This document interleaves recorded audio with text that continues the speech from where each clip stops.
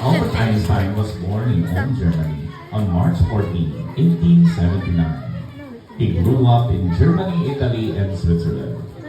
Einstein taught himself geometry when he was 12 years old. School bored him because it required endless memorizing and reciting. He often skipped classes to study on his own or to play his violin.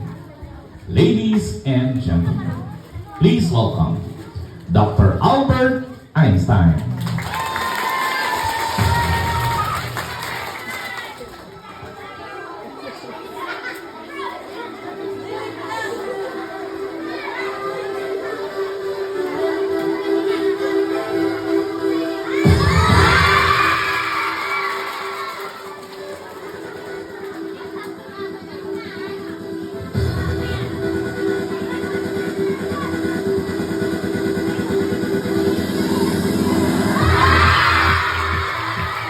Umbrellas are originally called parasol. Everybody shout parasol.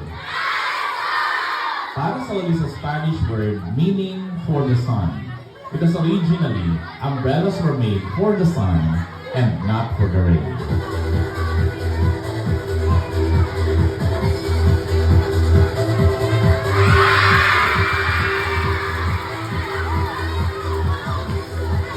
Okay, everybody shout parasol.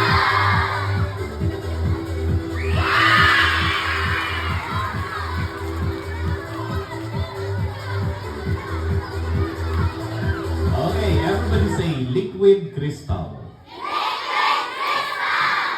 The optical properties of a liquid crystal can often be manipulated by subjecting the liquid crystal to a magnetic or electric field. That changes the orientation of its molecules. Watch.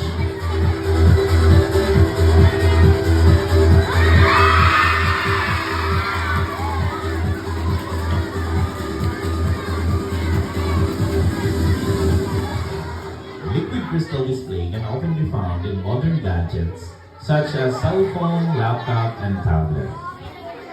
Watch.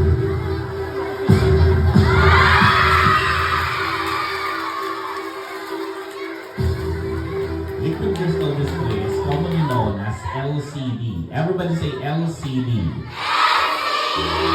Very good. Alright, everybody shout static electricity. Electrons that move away from their atoms cause what we call static electricity. We can create static electricity by rubbing